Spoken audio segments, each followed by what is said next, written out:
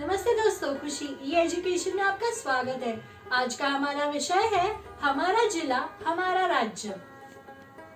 मनुष्य खेती करने लगा। उसकी खेती पानी के पास होती थी। वह खेत के पास ही बस्ती बनाकर रहने लगा। इस प्रकार से बहुत सी बाड़ियां और बस्तियां बनी। इन बाड़ियों और बस्तियों का आगे चलकर गांव बना। गांवों की संख्या बढ़ने पर महानगरों का निर्माण हुआ।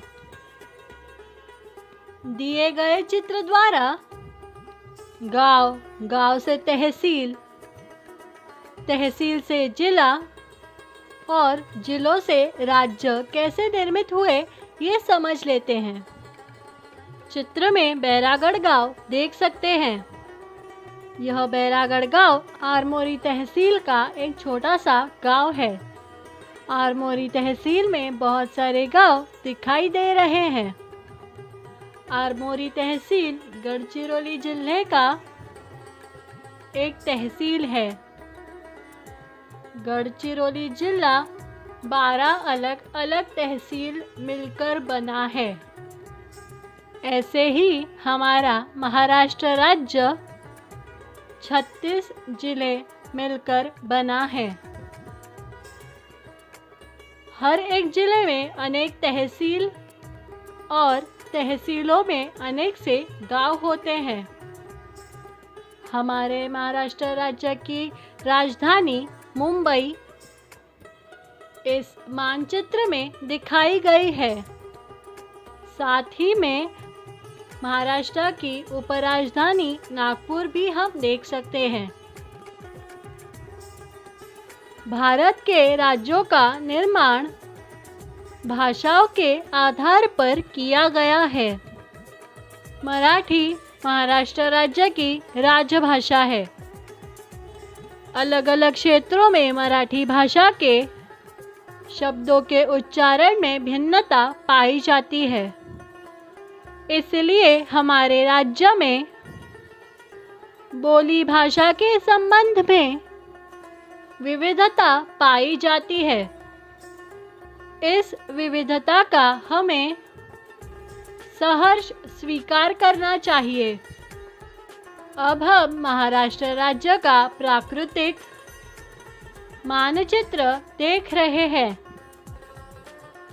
इस मानचित्र में सह्याद्री पर्वत और सातपुड़ा पर्वत दिखाए गए हैं। साथ ही में महाराष्ट्र का पठारी प्रदेश भी हम देख सकते हैं। महाराष्ट्र के पश्चिम भाग में अरब सागर है और किनारी प्रदेश को लगकर अनेक खाड़ियां हम देख सकते हैं। ऐसे ही महाराष्ट्र की मुख्य नदियाँ जैसे गोदावरी, कृष्णा, भीमा, पूर्णा इत्यादि इस मानचित्र में दिखाए गए हैं। साथ ही में महाराष्ट्र का सबसे ऊंचा शिखर करसुबाई यह भी इस मानचित्र में दिखाया गया है। हर एक जिले का जिला मुख्यालय हम इस मानचित्र में देख सकते हैं।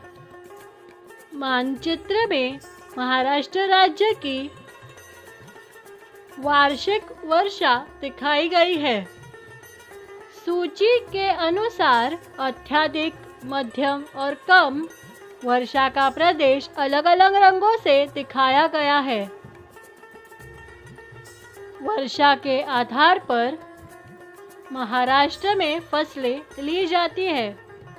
अधिक वर्षा के भाग में भात या धान यह फसल ली जाती है।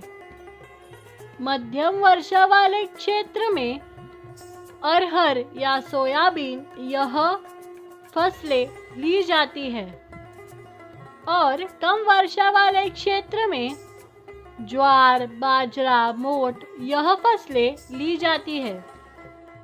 खेतों के फसलों का उत्पादन जलवायु, मिट्टी तथा पानी की उपलब्धता पर निर्भर होता है।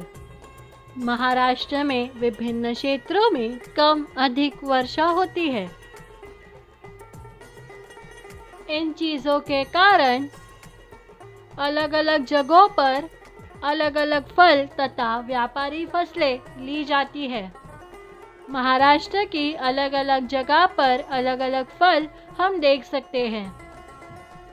वैसे ही जलवायु और मिट्टी के अनुसार व्यापारी फसलें भी इस मानचित्र में अलग अलग जगह पर देख सकते हैं, जैसे गन्ना, कपास, हल्दी, सब्जी, प्याज।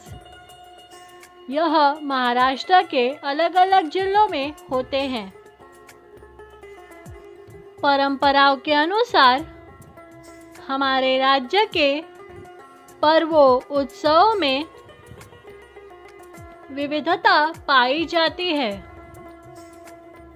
दीपावली, दशहरा, क्रिसमस, ईद इत्यादि पर्व सभी लोग मनाते हैं। कोकण में मुख्य रूप से नारियल पूर्णिमा, होली, गणेशोत्सव आदि पर्व मनाए जाते हैं। इसके विपरीत पठारी क्षेत्रों में दशहरा, दीपावली, बैलपोला आदि पर्व बड़े पैमाने में मनाए जाते हैं। 15 अगस्त और 26 जनवरी ये दोनों राष्ट्रीय पर्व पूरे देश में उत्साह के साथ मनाए जाते हैं। तो दोस्तों, आज हमने महाराष्ट्र राज्य की जानकारी ली। तो अब हम मिलते हैं अगले वीडियो में। धन्यवाद।